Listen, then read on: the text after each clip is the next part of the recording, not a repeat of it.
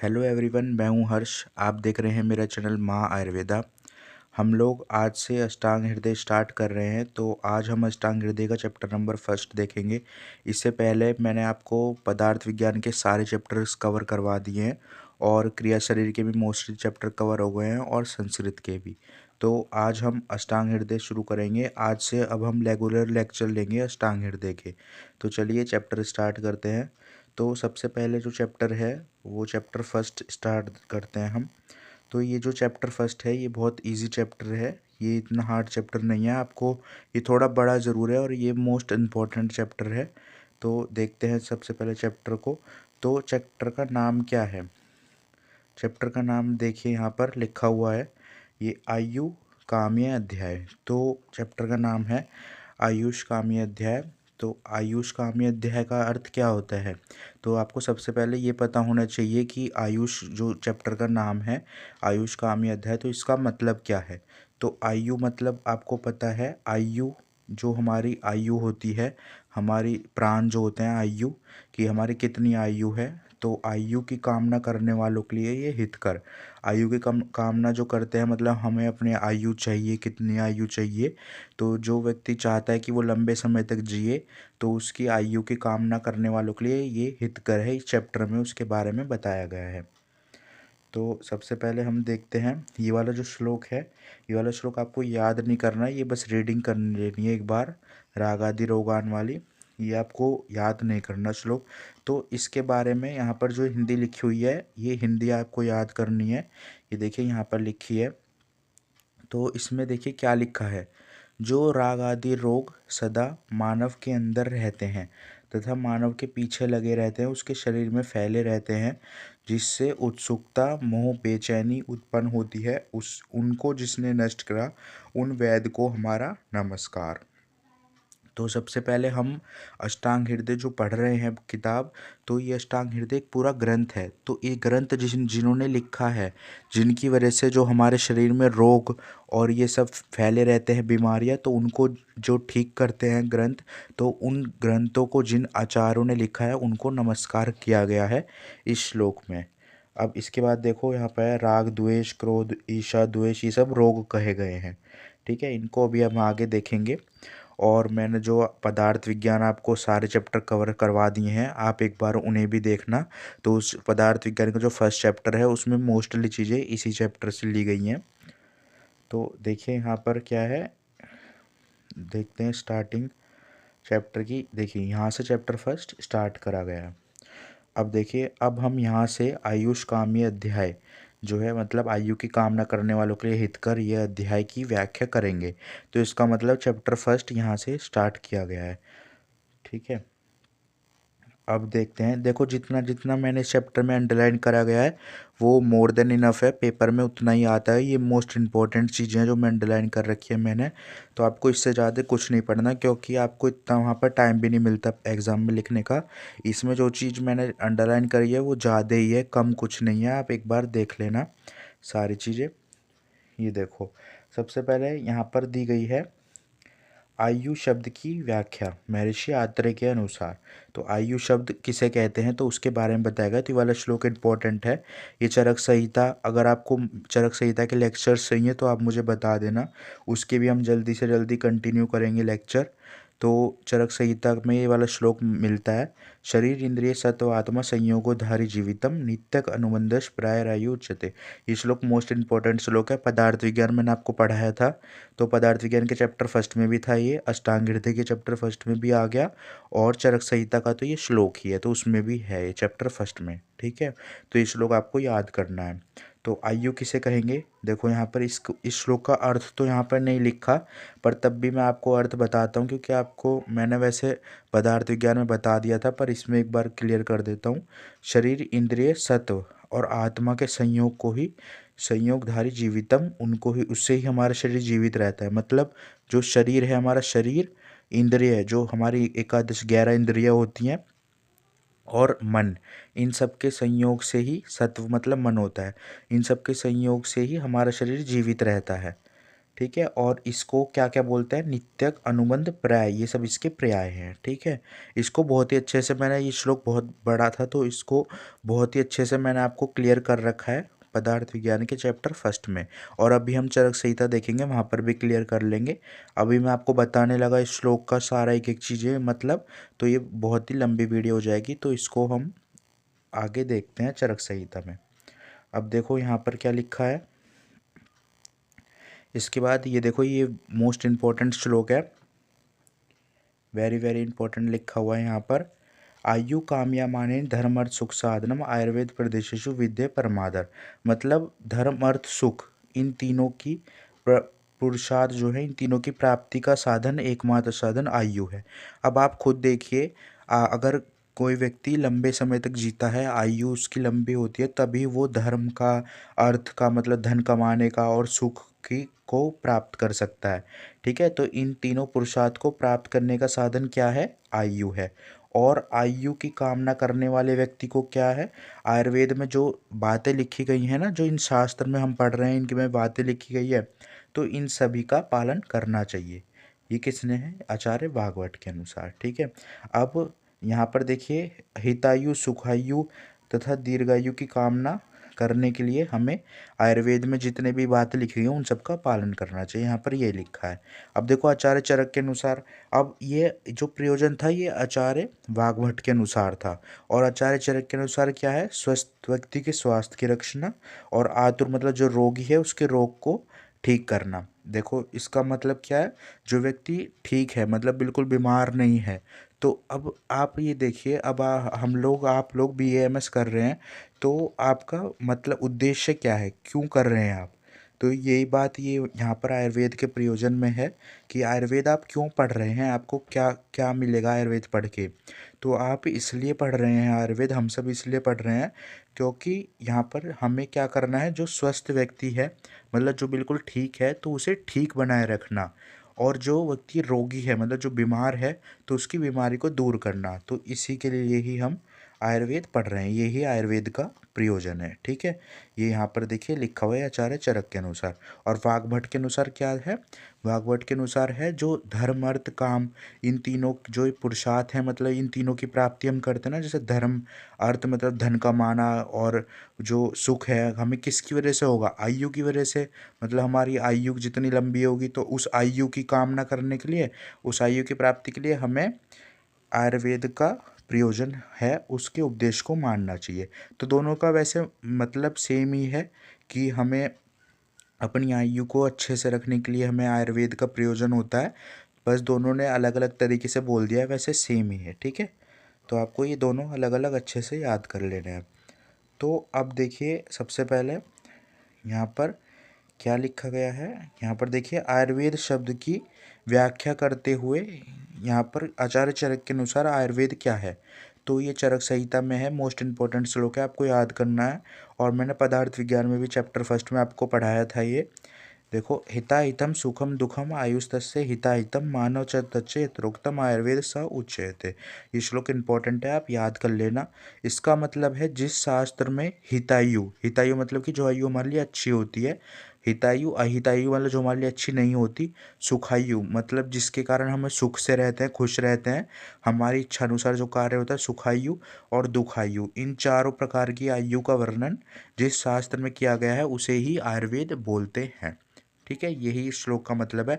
अब ये हितायु क्या है, अहितायु क्या है, सुखायु क्या है, दुखायु क्या है, इन सबको मैंने बहुत अच्छे से अलग से एक एक टॉपिक को बताया है आपको पदार्थ विज्ञान के चैप्टर फर्स्ट में। ठीक है। आपको वैसे भी अब फर्स्ट प्रोफ में आप पढ़ रहे हैं, तो आपको चैप्टर फर्स्ट पदार्थ विज्ञान का देखना होगा, आप देख लेना, मैंने लेक्चर्स डाल रखे हैं पदार्थ विज्ञान के, सारी प्लेलिस्ट बना रखी है मैंने, आप मेरे चैनल पे जाकर चेक कर सकते हैं, संस्कृत की, पदार्थ विज्ञान की, क्रिया शरीर की। ठीक है। और रचना शरीर की भी अब लेक्चर्स कंटिन्यू हैं।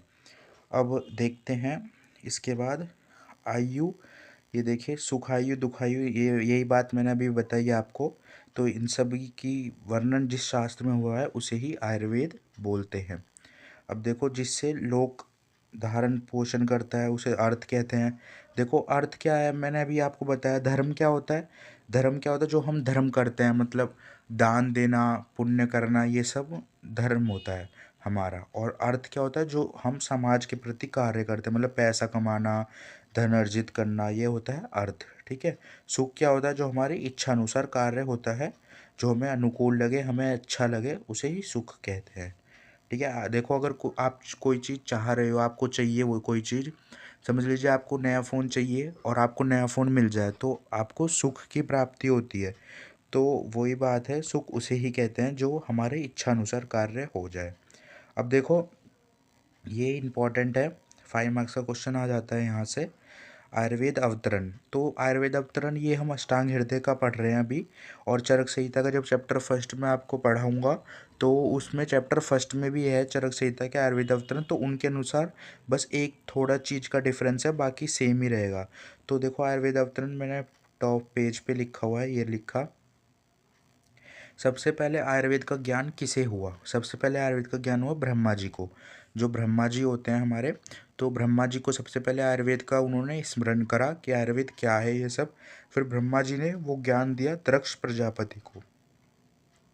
फिर दक्ष प्रजापति ने अश्वनी कुमार को दिया।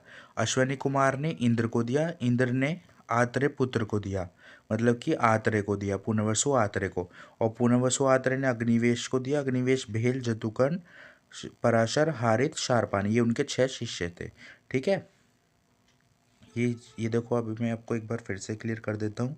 ये आपको टोटल सीक्वेंस वाइज ही याद रखना है इसे। ये देखो, यहाँ पर है। ये सबसे पहले ब्रह्मा जी ने आयुर्वेद का ज्ञान करा। ब्रह्मा जी ने किसे दिया? दक्ष प्रजापति को दिया। दक्ष प्रजापति ने किसे दिया? अश्वनी कुमार को। अश्वनी कुमार ने किसको दिया? फिर इंद्र को। इंद्र ने आत्रेय पुत्र, मतलब पुनर्वसु आत्रेय को, और फिर उनके 6 शिष्यों को दिया उन्होंने। ठीक है। चरक संहिता के अनुसार और सुश्रुत संहिता के अनुसार, इनके अनुसार अलग है, ये आचार्य भागवत के अनुसार है। ठीक है। अब आगे देखते हैं। ये देखिए, अब ये वाला श्लोक है यहाँ पर, ये श्लोक इम्पॉर्टेंट है। ये अष्टांग हृदय का स्वरूप, मतलब अष्टांग हृदय हम क्यों पढ़ रहे हैं, ये इम्पॉर्टेंट श्लोक है, वेरी वेरी इंपॉर्टेंट लिखा हुआ है मैंने। तो अब हम अष्टांग हृदय पढ़ क्यों रहे हैं, तो उसके बारे में यहाँ पर बताया गया है। देखो, ये श्लोक है, तेवर तेभ्यो अति विप्रकृणेभ्य प्रयास सारत्रोच्च क्रियते वन अष्टांग हृदय ना अतिशंसे विस्तरम। देखो, तेवर, यहाँ पर देखिए क्या लिखा है, तेभ्यो अति विप्रकृणेभ्य प्रयाय सारत्रोच्च क्रियते वन अष्टांग हृदय नातिशंसे विस्तरम। तो इसका अर्थ क्या है? इसका अर्थ है, महर्षि जो वाग्भट है, जिसके बाद जो इस ग्रंथ को लिखने वाले हैं वाग्भट आचार्य, तो उनका कथन है कि उन्होंने कहा है कि उन्होंने इधर उधर बिखरे हुए जो प्राचीन तंत्र थे ना, मतलब जो, समझ लीजिए एक तरीके से कई सारी किताबें, जो तंत्र हैं, अलग अलग ग्रंथ हैं, तो वो इधर उधर बिखरे हुए, उन्होंने ग्रंथ में से उत्तम भाग लिया। उत्तम से उत्तम भाग को लेकर, तो उन्होंने उसका एक ग्रंथ बनाया, जिसका नाम उन्होंने क्या रखा? अष्टांग हृदय। जो अभी आप सब किताब पढ़ रहे हैं वो सब। फिर से एक बार सुनिए कि देखिए, जो हमारे आचार्य भागवत थे, तो उन्होंने जो अलग अलग ग्रंथ ग्रंथ रखे हुए थे ना, जैसे चरक संहिता हुआ, सुश्रुत संहिता हुआ, तो इन सभी ग्रंथों के में से उत्तम भाग लेकर उन्होंने एक तंत्र बनाया, जो जिसका नाम है अष्टांग हृदय। ठीक है। अब देखते हैं आगे। ये देखो, अब अगला श्लोक है आयुर्वेद के 8 अंग। देखो, ये वाला श्लोक मोस्ट इम्पॉर्टेंट श्लोक है। इस श्लोक से एग्ज़ाम में 5 मार्क्स का क्वेश्चन या 10 मार्क्स का क्वेश्चन मोस्टली आ जाता है पेपर में। ये वाला मोस्ट इम्पॉर्टेंट श्लोक है, तो ये आपको याद करना है। देखो, इसका श्लोक, ये देखो, तोड़ तोड़ के आप पढ़ना। काय बाल ग्रहो ऊर्ध्वांग शल्य दृष्टा जरा वृषण। ठीक है। ये अभी मैं आपको इसलिए बता रहा हूँ क्योंकि आगे ये सब अलग अलग चीज़ें हैं, तो देख, अभी आप पढ़ोगे तो आपको आसानी से याद हो जाएगा। काल काय बाल ग्रहो ऊर्ध्वांग शल्य दृष्टा जरा वृषण अष्टावग्नि तस्य चिकित्सा येषु संसिता। ठीक है। ऐसे श्लोक को आपको याद कर लेना है। ये आयुर्वेद के 8 अंग है। काय, जो हमने स्टार्टिंग वाला पढ़ा काय, तो काय से हो गया काय चिकित्सा। बाल से हो गया बाल तंत्र, मतलब जो बच्चों की जो चिकित्सा होती है, पीडियाट्रिक्स जिसे बोलते हैं। और ग्रह से हो गया ग्रह चिकित्सा, जिसे भूत विद्या बोलते हैं। और ऊर्ध्वांग, ऊर्ध्वांग मतलब ईएनटी, ये देखिए शल्य तंत्र। और फिर इसका देखिए शल्य तंत्र, दृष्टि चिकित्सा, चरा चिकित्सा, वृषण चिकित्सा, ये अलग अलग चीज़ें थी, ये मैंने आपको बता दी हैं। तो इन सब को जहाँ पर ये काय चिकित्सा, बाल्य चिकित्सा मतलब बाल्य तंत्र जिसे पीडियाट्रिक्स बोलते हैं, गृह चिकित्सा मतलब भूत विद्या, और शल्य चिकित्सा मतलब ईएनटी, ठीक है, और दष्टा मतलब कि अगत तंत्र। तो इन सब को जहाँ पर पढ़ा गया है, तो ये सब 8 अंग बताए गए हैं अष्टांग हृदय के। अब इसके बाद देखते हैं आगे। ये देखिए यहाँ पर सबको अलग अलग डिफरेंस किया गया है। ये देखिए अब इन सबको अलग अलग से बताया गया है कि क्या क्या चीज़ें हैं ये। तो सबसे पहले देखते हैं काय चिकित्सा। तो वैसे तो ये टॉपिक आपको पढ़ लेने हैं नॉर्मली, इतने इम्पोर्टेंट है वैसे टॉपिक, मोस्ट इम्पोर्टेंट, लेकिन जो जो चीज़ें बस मैंने अंडरलाइन करी है वो ही पढ़ना है आपको, ज़्यादा कुछ नहीं पढ़ना। तो इसमें संपूर्ण शरीर को पीड़ित करने वाले अमाशय तथा पकवासे से उत्पन्न होने वाले ज्वर आदि, देखो जितनी भी बीमारियां होती है ना, बुखार आदि जितनी भी रोग होते हैं, तो ये सभी रोगों का वर्णन काय चिकित्सा में ही होता है, ठीक है।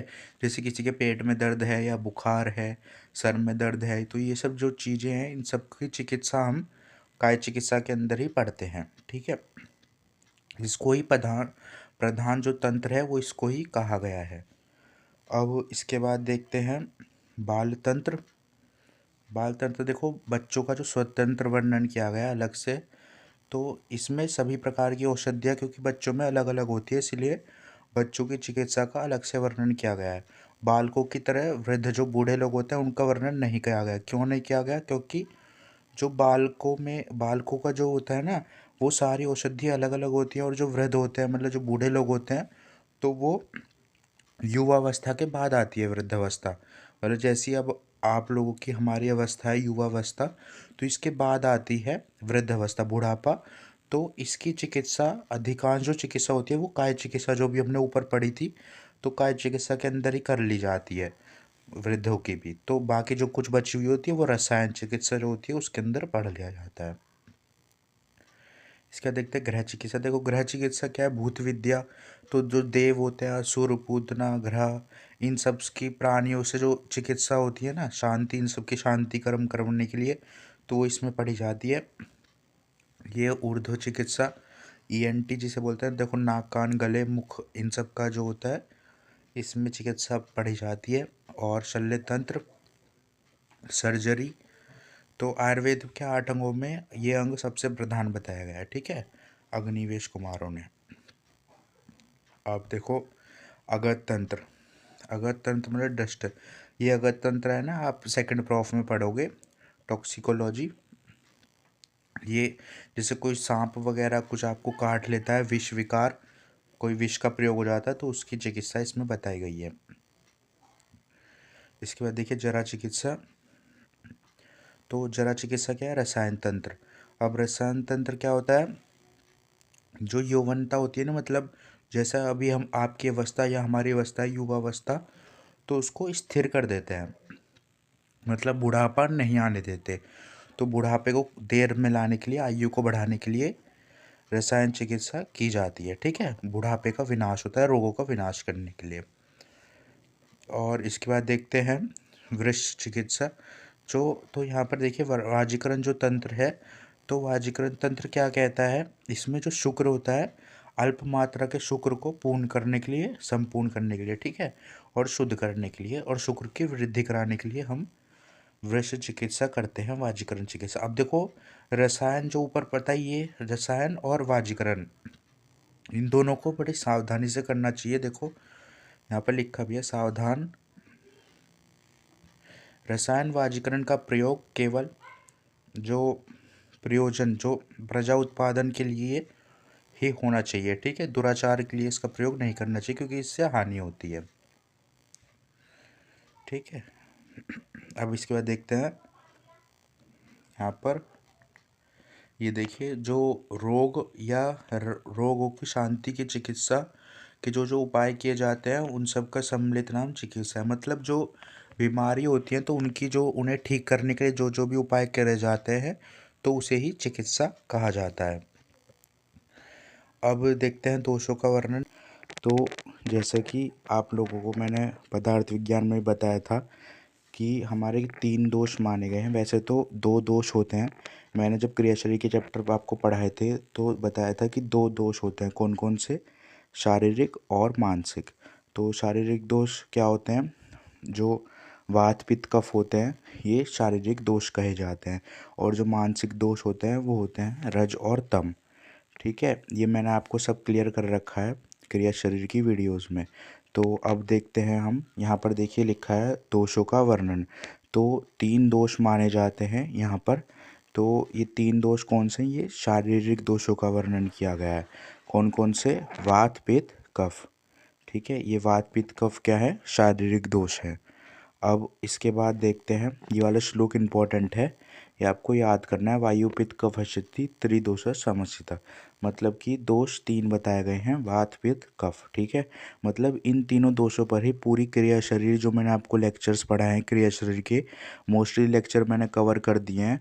मैं आपको प्लेलिस्ट का लिंक डिस्क्रिप्शन में दे दूंगा। क्रिया शरीर के और पदार्थ विज्ञान के तो मैंने सारे चैप्टर आपको पढ़ा रखे हैं, तो उसके मैं आपको लिंक डिस्क्रिप्शन में दे दूंगा। रचना शरीर, संस्कृत, क्रिया शरीर और पदार्थ विज्ञान के।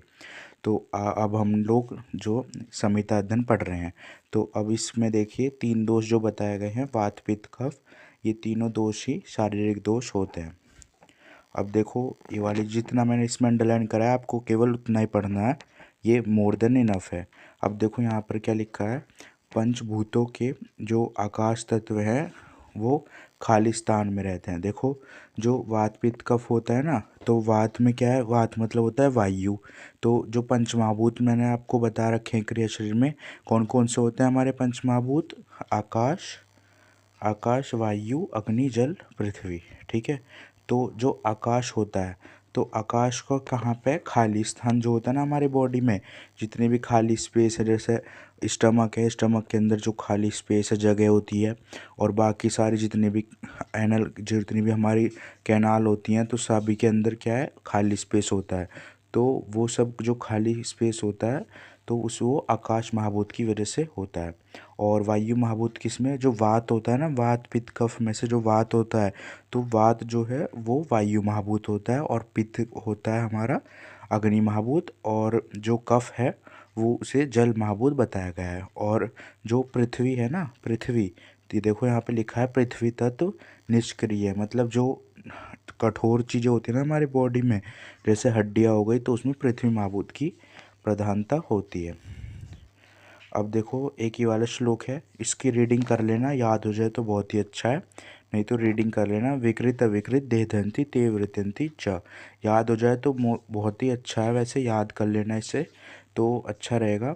देखो, इसका मतलब है जब ये तीनों दोष विकृत होते हैं, मतलब अपनी जो समान अवस्था है उससे ज़्यादा बढ़ जाते हैं या कम हो जाते हैं, तो दोषों को हमारे शरीर का विनाश कर देते हैं। और जब ये अविकृत होते हैं, मतलब सामान्य अवस्था जितनी बताई गई है उतने ही होते हैं, तो ये हमारी बॉडी को स्वस्थ रखते हैं। ठीक है, मतलब जो वात पित्त कफ है ना, अगर ये विकृत होते हैं, मतलब ये इनमें विकार उत्पन्न होता है, या तो ये अपनी नॉर्मल क्वांटिटी से ज़्यादा बढ़ जाते हैं या फिर कम हो जाते हैं, तो ये हमारी बॉडी का विनाश करते हैं। और अगर ये कम होते हैं तो हमारी बॉडी, अगर साम्य अवस्था में रहेंगे ये, तो हमारी बॉडी को स्वस्थ रखेंगे। ठीक है, इसके बाद देखते हैं, ये देखो, ये एक यहाँ पर वात पित्त कफ का नाम केवल दोष ही नहीं बल्कि इन्हें धातु और मल भी कहा गया है। जो वात पित्त कफ है ना, इन्हें दोष नहीं और इन्हें धातु और मल भी कहा जाता है। अब ये जो शरीर को, ये देखो, एक श्लोक है, शरीर दोषा धातु धारण, ये वाला श्लोक आपको याद नहीं करना, ये इतना इम्पोर्टेंट नहीं है। देखो, बस यहाँ पे इसकी हिंदी लिखी है। जब ये शरीर में विकृत होते हैं तो ये दोष कहलाया जाता है। मतलब ये जो सब शरीर में बीमारी उत्पन्न करते हैं ना वात पित्त कफ, तो इन्हें दोष बोलते हैं। और जब ये शरीर को धारण करते हैं, मतलब कि साम्य अवस्था में रहेंगे, अगर बिल्कुल ठीक नॉर्मल जितनी इनकी क्वांटिटी बताई गई है वात पित्त कफ की, अगर उतने ही रहेंगे तो इस शरीर को स्वस्थ रखेंगे। और जब ये शरीर को मलिन करेंगे तो इन्हें मल कहा जाता है। ठीक है, अब इसके आगे देखते हैं। ये देखो यहाँ पर लिखा है दोषों के स्थान तथा प्रकोप काल। मतलब दोषों के कौन कौन से स्थान हैं। जो वात पित्त कफ मैंने तीनों दोष बताए आपको, तो इनके स्थान बताए गए हैं और प्रकोप काल मतलब इनकी वृद्धि कब होगी। अब देखो ये ऊपर भी लिखा है मैंने यहाँ पर। अभी जो पीछे बताया था ना आकाश था तो खाली स्थान में रहता है और पृथ्वी निष्क्रिय, वो है। ये देखो ये वृद्धावस्था मतलब जो बुढ़ापे में क्या होता है, वात की वृद्धि रहती है। देखो यहाँ पे वात लिखा हुआ है, तो वात की वृद्धि कब होती है, बुढ़ापे में। जैसे जिसकी ओल्ड एज होती है पर्सन, तो जो वृद्धावस्था होती है जिसे बुढ़ापा बोलते हैं, तो उसमें वात दोष की वृद्धि रहती है। और जो युवावस्था होती है मतलब मिडल एज जो होती है, तो उसमें क्या है, पित्त की वृद्धि रहती है।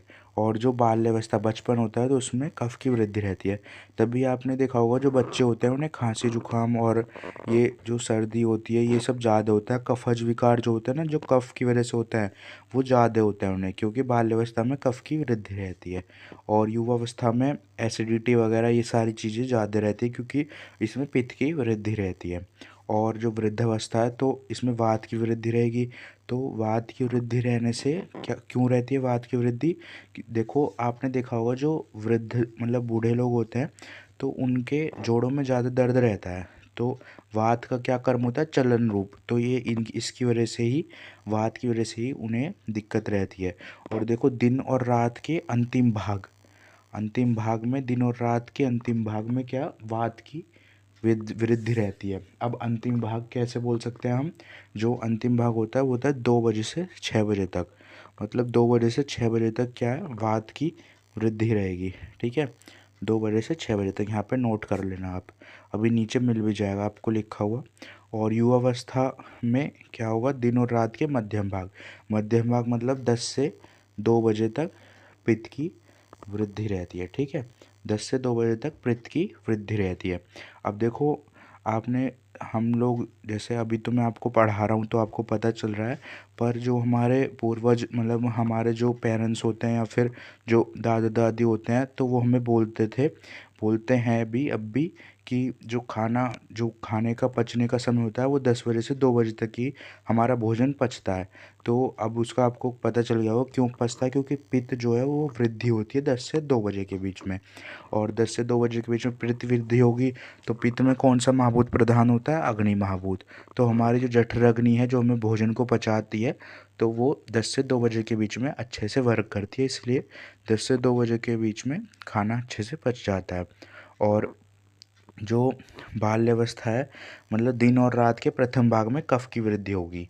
तो जो छोटे बच्चे होते हैं ना, तो उनका प्रथम भाग मतलब कि 6 बजे से 10 बजे तक, तो सुबह सुबह 6 से 10 बजे के बीच में देखना आप उन्हें। तो आप देखोगे 6 से 10 बजे के बीच में उन्हें ज़्यादा प्रॉब्लम रहती है, जैसे खांसी जुकाम में, तो ये कफ की वृद्धि का समय होता है। ठीक है, यही वाला मैंने पूरा आपको बता दिया है यहाँ पर। अब देखना यही चीज़ें हमें नीचे मिलेगी यहाँ पर लिखी हुई। दोषों का स्थान प्रकोप, ये तीनों वात दोष सदा वैसे तो हमेशा शरीर में रहेंगे ही, फिर भी ये नाभि से जो नीचे भाग में क्या मिलता है, वात। अब देखो ये इनके स्थान बताए, मतलब कि हमारे बॉडी में कहाँ कहाँ मिलता है। वैसे तो ये पूरे शरीर में ही रहते हैं वात पित्त कफ, फिर भी जो नाभि होती है ना, उससे नीचे वात मिलता है और नाभि से हृदय तक पित्त मिलेगा, और हृदय से ऊपरी भाग में कफ की स्थान होता है। ठीक है, अब देखो ये वाला टॉप पे जो चीज़ें बताई है वो सब यहाँ पे आ गई है। क्या बताई थी ये, व्यो अवरात्रि भूतनाम ते अनंत मध्यदिगा क्रमात्, ये वाला श्लोक याद कर लेना, इंपॉर्टेंट है। और ये वाला भी तेभ्यो अति विपरीत किरणवे ह्रास रधो मध्य ऊर्ध्व संशय। ठीक है, ये वे आदि के अनुसार देखते हैं हम, मतलब दिन और रात के हिसाब से बताया गया है। देखो यहाँ पर वृद्धावस्था में क्या वात की वृद्धि होगी, युवावस्था क्या होता है मध्य समय, तो क्या होगा, पित्त की वृद्धि होगी। और जो बचपन होता है उसमें किसकी वृद्धि होती है, कफ की वृद्धि होती है। देखो ये लिखा बाल्यावस्था में। ठीक है। अब ये मध्य दिन और रात के जो समय है वो बताया, देखो ये समय ये लिखा हुआ नीचे, ये देखो ये वाला इंपॉर्टेंट है, ये चीज़ें जो मैंने अभी आपको ऊपर बताई वही लिखा है, जितना मैंने अंडरलाइन करा है केवल वही वही आपको पढ़ना है। इसमें देखो सारा समय लिखा हुआ है, 2 से 6 बजे के बीच में क्या होता है, वात की वृद्धि होती है और वृद्धावस्था होती है, और रात के अंतिम भाग 2 से 6 बजे तक का होता है जो मैंने अभी आपको बताया। और यहाँ पर देखो युवावस्था में या फिर 10 से 2 बजे के बीच में पित्त की वृद्धि होती है, ये देखो ये लिखा हुआ है सब कुछ। ठीक है, इसे एक बार अच्छे से रीडिंग कर लेना, ये मोस्ट इम्पॉर्टेंट पैराग्राफ है। और अब इसके आगे देखते हैं दोषों का अग्नि पर प्रभाव। तो दोषों का अग्नि पर प्रभाव किस तरीके से पड़ता है, आइए वो देखते हैं। यहाँ पर देखिए दोषों का अग्नि पर, देखो ये वाला श्लोक इम्पोर्टेंट है, ये है तेवर वैदिश मस्तिष्णो मंदस अग्नि समय सम। तो ये श्लोक याद कर लेना एक बार आप, क्योंकि ये जो अष्टांग हृदय का चैप्टर फर्स्ट है ना, इसमें ज़्यादातर आपको श्लोक ही याद करने होंगे, ये मोस्ट इम्पोर्टेंट चैप्टर एक तरीके से देखो तो। इस चैप्टर से क्वेश्चन आती हैं और इससे आपका बेस क्लियर हो जाएगा, आपको सारी चीज़ें अगर समझ में आ गई तो आपको ये चैप्टर बहुत ही ज़्यादा बेनिफिट करने वाला है आगे तक के लिए। देखो इसमें क्या है, दोषों का अग्नि पर प्रभाव। तो जो हमारी अग्नि होती है ना, जो जठर अग्नि होती है, जो हमारे भोजन को पचाती है, अभी अभी मैंने आपको बताया, तो उसका दोषों पर क्या प्रभाव पड़ता है, मतलब दोषों का उस अग्नि पर क्या प्रभाव पड़ता है। तो वात दोष से अग्नि विषम हो जाती है, और विषम मतलब कि या तो मंद या फिर तीक्ष्ण, मतलब कि ना ज़्यादा मंद ना ज़्यादा तीक्ष्ण, तो अग्नि विषम हो जाएगी, मतलब कभी बढ़ रही है कभी घट रही है, ये वात दोष की वजह से होता है। और पित्त दोष से क्या होगा, अग्नि तीक्ष्ण हो जाएगी, देखो यहाँ लिखा भी है, तीक्ष्ण मतलब तेज, अगर पित्त दोष की वृद्धि रहेगी तो अग्नि तीक्ष्ण। देखा होगा मैंने क्रिया शरीर में आपको प्रकृति चैप्टर पढ़ाया है, अगर आप अभी आगे देखोगे मेरे लेक्चर्स तो प्रकृति में आपको समझ में आ जाएगा मनुष्य की प्रकृति कैसी होती है, वात पित्त कफ में से। तो जो पित्तज प्रकृति के मनुष्य होते हैं ना, तो उन्हें ज़्यादा भूख लगती है, क्यों लगती है, क्योंकि उनकी अग्नि जो है ना, यहाँ पर देखो लिखा है, उनकी अग्नि तीक्ष्ण हो जाती है, इसकी वजह से उन्हें ज़्यादा भूख लगती है। तो और जो कफज प्रकृति है, मतलब जो व्यक्ति कफज होते हैं, मतलब मोटे होते हैं थोड़े, तो देखा होगा आपने जितने भी मोटे लोग होते हैं, थोड़ा मतलब हेल्थी एक तरीके से बोल सकते हैं, जो ज़्यादा फैट रहता है जिनमें, तो वो उनकी अग्नि मंद होती है, वो खाना कम खाते हैं, पर तब भी वो लगता है ऐसा कि वो मोटे हैं, पर वो खाना तब भी जो पतले व्यक्ति होंगे ना उससे कम ही खाएंगे। तो ये कफ दोष की वजह से होता है। अब देखो तथा इन तीनों के सम रहने से अग्नि भी सम रहती है, अगर देखो ये तीनों वात पित्त कफ साम्य अवस्था में रहेंगे तो अग्नि भी सम रहेगी।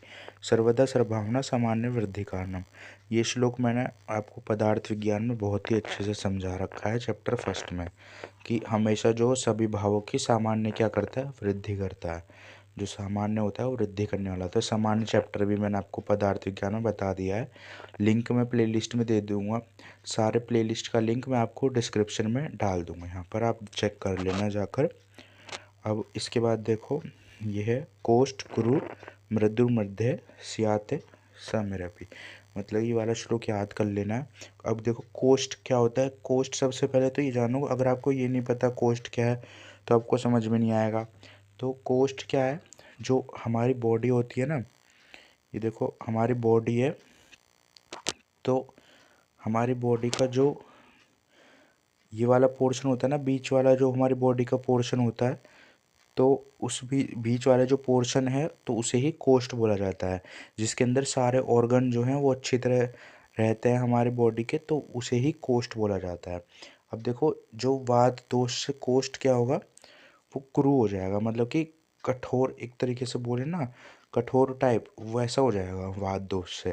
क्योंकि वात दोष क्या है, वो अग्नि महाभूत की प्रधानता है, और अग्नि क्या करते हैं, कठोर कर देती है चीज़ों को। देखा होगा आपने जब कोई रोटी होती है उसे खुली रख दो हवा में तो वो कठोर कड़क हो जाती है, तो उसी तरीके से अग्नि महाभूत से कोष्ठ कुरु हो जाएगा, और पित्त से क्या होगा, मृदु मतलब सॉफ्ट हो जाएगा, और कफ से मध्यम, मतलब कि ना ज़्यादा सॉफ्ट ना ज़्यादा कठोर उससे। ठीक है, तीनों दोष के सम रहने पर भी मध्यम ही रहता है। ठीक है, ये श्लोक याद कर लेना।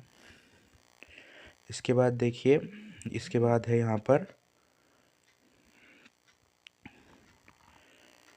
इसके बाद देखते हैं दोषों का गर्भ प्रकृति का वर्णन, मतलब कि दोषों से जो गर्भ की प्रकृति अभी मैंने बताई आपको, वात पित्त कफ प्रकृति होती है ना हमारी, तो उस प्रकृति पर क्या प्रभाव पड़ता है दोषों का, वो यहाँ पर बताया जाएगा। देखो वात प्रकृति से जो अगर वात दोष की अधिकता होगी ना, वात मतलब ज़्यादा रहेगा शरीर में, तो उससे हीन प्रकृति बनती है। हीन प्रकृति क्या होती है, सब मतलब बिल्कुल अच्छी नहीं मानी जाती वात की वजह से। पित्त की वजह से क्या है, मध्यम। कफ की वजह से उत्तम प्रकृति मानी जाती है, यही सबसे अच्छी मानी जाती है। तो जो कफज प्रकृति होती है वो सबसे अच्छी मानी जाती है, और जो प्रकृति दो दोषों से बनती है वो निंदनीय कहलाई जाती है, और समधातुष प्रकृति सबसे श्रेष्ठ। मतलब जिस व्यक्ति में वात पित्त कफ तीनों दोष बिल्कुल नॉर्मल है, साम्य है, तो वो सबसे अच्छी मानी जाती है। अब इसके आगे देखते हैं।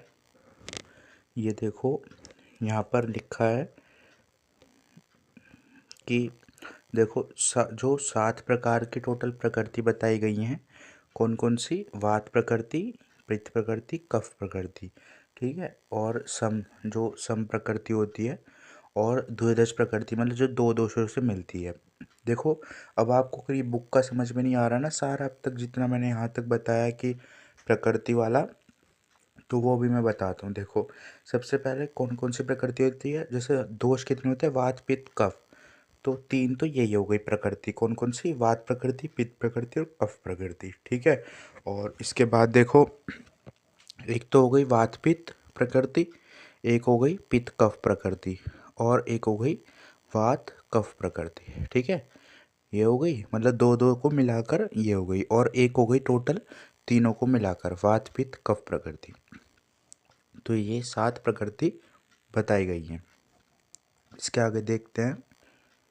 इसके आगे देखो यहाँ पर क्या है, वात दोष के गुण। अब जो वात पित्त कफ तीनों दोष पढ़े थे ना, तो उसमें से वात दोष के गुण बताए गए हैं यहाँ पर। तो तत्रूक्षो लघु शीतकर सूक्ष्म चलो अनिल, ये क्या है, ये वात दोष के गुण है। ये इंपॉर्टेंट श्लोक है, 100% इंपॉर्टेंट श्लोक है, ये आपको याद करना है, मोस्ट इंपॉर्टेंट श्लोक है। देखो यहाँ पर मैंने लिख भी रखा है। अब देखो तत्रूक्ष लघु शीतखर, ये क्या है, वात के गुण बताए गए हैं। मतलब कि वात कैसा होता है, रूक्ष होता है। रूक्ष मतलब कि सूखा हुआ, जैसे सुखा देता है चीज़ों को। लघु होता है, हल्का होता है। शीत मतलब ठंडा होता है। खर मतलब कठोर, खुरदुरा जैसा। और सूक्ष्म मतलब छोटा, चल मतलब कि चलन रूप, मतलब गति करता है, एक जगह से दूसरी जगह वायु जो है गमन करती है। इसके आगे देखो यहाँ पर लिखा है पित्त। तो पित्त के गुण क्या है, पित्तम सा इसने तीक्ष्ण चलो लघु लघु विचित्र सर द्रवम, ये श्लोक याद करना है। पित्तम सा इसने तीक्ष्ण लघु विचित्र सरम द्रवम, तो ये श्लोक इम्पोर्टेंट है। स्निग्ध मतलब चिकना होता है। तीक्ष्ण मतलब अग्नि जो तीव्र होती है, बहुत तेज होती है। ऊक्ष्म मतलब गर्म होता है। लघु हल्का। विरत मतलब कि आम गंध वाला, जिसकी गंध होती है ना, स्मेल, वो आम गंध की होती है। सर मतलब एक जगह से दूसरी जगह गमन करता है, ये मतलब चले जाता है। और उसके बाद कफ के गुण देखो। कफ का गुण क्या है, स्निग्ध शीत गुरु मंद सुलक्षण मर्सन स्थिर कफा, तो ये कफ का गुण है। स्निग्ध होता है, शीत, गुरु, स्निग्ध मतलब चिकना, शीत मतलब ठंडा, गुरु मतलब हैवी होता है, मंद मतलब कि अग्नि को मंद कर देता है। जो जठर अग्नि थी ना, वो तीव्र रहती है, मतलब तीक्ष्ण रहती है, तो उसे कम कर देता है, मंद कर देता है। सुलक्षण मतलब एक तरीके से चिकना ही मान लो सुलक्षण। मृतसन स्थिर कफा मतलब स्थिर, एक जगह पे स्थिर रहता है। इसके बाद देखो संसर्ग और सन्निपात। देखो ये परिभाषा है, ये तो एक तरीके से 1% है आपकी पढ़ाई का, जो आप पढ़ रहे हो ना, तो उसका 1% है ये।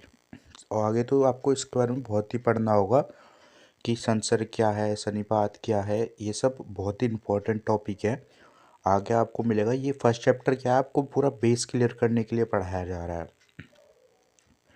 तो देखो संसर्ग क्या है, कोई दो दोषों का एक साथ वृद्धि या क्षय होना, उसे संसर्ग कहते हैं। देखो आयुर्वेद में परिभाषा जब दो दो दोषों का एक साथ या तो वृद्धि होगी बढ़ेगी या क्षय होगा कम होगा, तो उसे ही संसर्ग कहते हैं। और जब किसी तीन दोषों का एक साथ वृद्धि क्षय होगा तो उसे सन्निपात कहते हैं। ठीक है। मतलब कि अगर दो दोषों को लेंगे एक साथ तो संसर्ग होगा, और अगर तीन को लेंगे तो सन्निपात कहलाया जाएगा। ठीक है। तीनों मतलब वात पित्त कफ, अगर तीनों एक साथ बढ़ेंगे या कम होंगे तो सन्निपात, और कोई दो बढ़ेंगे या कम होंगे तो संसर्ग। इसके बाद देखो धातुओं का वर्णन। तो क्रिया शरीर के चैप्टर में मैंने बताया था आपको कितनी धातुएं होती है, सप्त धातु, 7 धातुएं होती है। तो ये श्लोक आपको मैंने वहाँ बहुत ही अच्छे से समझा रखा है, फिर भी एक बार बता देता हूँ मैं ये वाला श्लोक आपको यहाँ पर। ये देखिए श्लोक में क्या लिखा हुआ है यहाँ पर, कि धातुओं का वर्णन किया गया है कि आयुर्वेद शास्त्र में रस रक्त मांस मेद अस्थि मज्जा शुक्र, ये 7 धातुएं होती हैं। धातु क्या होती है, जो हमारे शरीर का धारण करती हैं। तो हमारा शरीर, जैसे सबसे पहले हम खाना खाते हैं तो हम भोजन जो करते हैं तो उससे क्या बनता है, रस बनता है। जो आहार खाया उससे आहार रस बना, फिर उस रस से रक्त बनेगा मतलब खून बनता है, फिर रक्त से मांस, मांस से मेद मतलब एडिपोज टिश्यू जो होता है ना, फैट जो होता है उसे मेद कहते हैं। मेद से अस्थि मतलब हड्डियाँ बनती है, और अस्थि से मज्जा मतलब जो बॉडी का जो स्नेह होता है ना, जो ऑयलीनेस होती है वो मज्जा होता है। मज्जा से शुक्र बनता है। शुक्र क्या होता है, जो हमारा रिप्रोडक्शन, ये सारी चीज़ें जो हमारी बॉडी को मेंटेन करता है वो शुक्र होता है। और शुक्र के बाद क्या होता है, ओज। ओज को धातु नहीं लिया गया, पर शुक्र से ओज की उत्पत्ति होती है। तो अब देखते हैं मलों का वर्णन। मल क्या होता है, मल मूत्र शक्रत स्वेद दियो अपीचा। मतलब मल कितने बताए गए हैं, 3।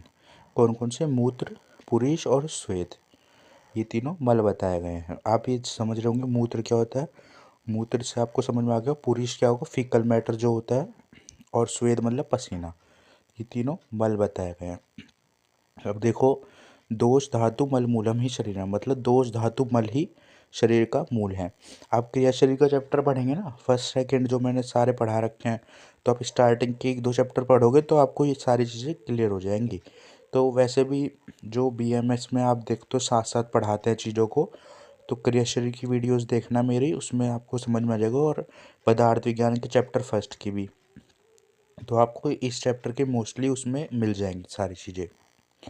अब देखो ये यहाँ पर ये लिखा हुआ है। अब देखो यहाँ है, जो शरीर का दूषित करते हैं, मतलब जो शरीर को दूषित करते हैं उन्हें दोष कहते हैं। तो दोष तो पूरा चैप्टर ही है क्रिया शरीर में। तो और जो दूसरों को दूषित करते हैं और खुद भी दूषित होते हैं उन्हें दोष कहते हैं, और जो सिर्फ दूषित होते हैं उन्हें दूष्य कहते हैं। ठीक है। अब देखो धातुओं को शरीर का धारण और पोषण करते हैं, मतलब धातु किसे कहते हैं, जो शरीर का धारण और पोषण करे।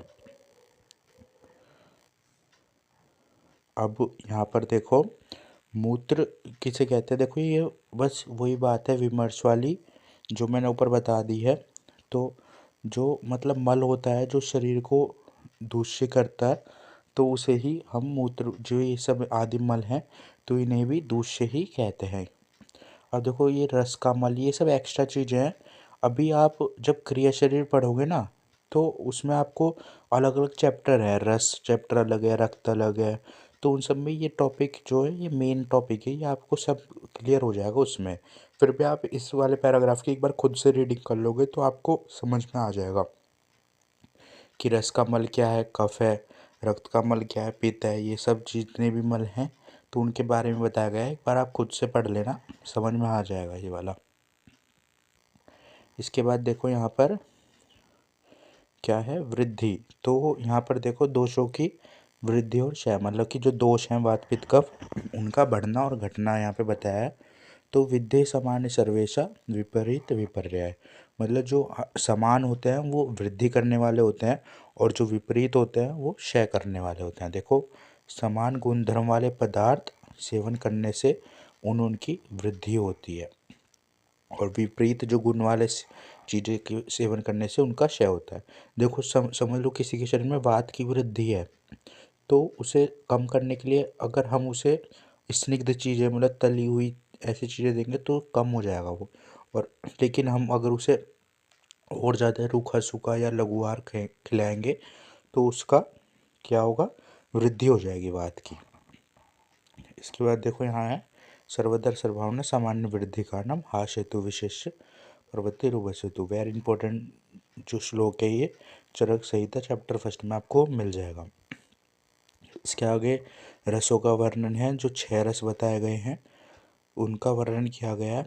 रसों का वर्णन, ये वाला श्लोक क्या है, मोस्ट इम्पॉर्टेंट श्लोक है ये, तो ये आपको याद करना है। ये वाला श्लोक मोस्टली आपको अष्टांग हृदय में तो है ही, और ये पदार्थ विज्ञान में भी मिल जाएगा आपको श्लोक, तो आपको ये वाला याद करना ही पड़ेगा श्लोक, ये इंपॉर्टेंट श्लोक है।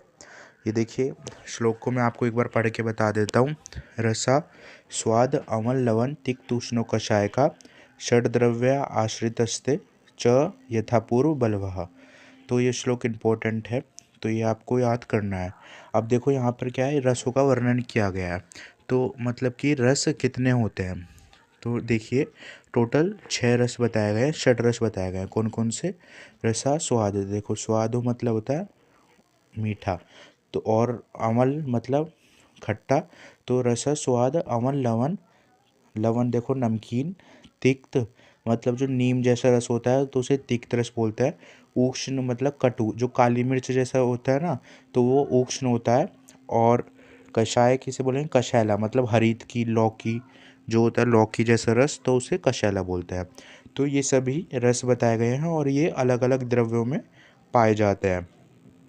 और देखो ये आगे की ओर बलवान होते हैं, मतलब कि देखिए यहाँ पर लिखा है, इसका मतलब ये है कि मधुर रस जो है वो सबसे अधिक बलवान है, और इसके बाद फिर आगे के जैसे सबसे ज़्यादा कौन सा बलवान हुआ, मधुर रस जिसे स्वादु भी बोलते हैं, तो और उसके बाद कौन सा हुआ, अमल, फिर लवण, फिर तिक्त, फिर उक्ष, फिर कषाय। कभी कभी क्या है, अब एनसीएसएम सिलेबस है आप लोगों का, तो कभी कभी क्या है, ये वाला एनसीएसएम जो सिलेबस है उसमें ऐसे एमसीक्यू आ जाता है कि रसों में कौन सा रस सबसे ज़्यादा बलवान है, तो कौन सा है, मधुर रस, ठीक है। और वहाँ पर अगर मधुर ना भी हुआ तो अगर स्वादु हुआ तो स्वादु को भी मधुर बोलते हैं, ठीक है। ये वाला अच्छे से याद कर लेना, तो इनका सीक्वेंस ये याद रखना है आपको।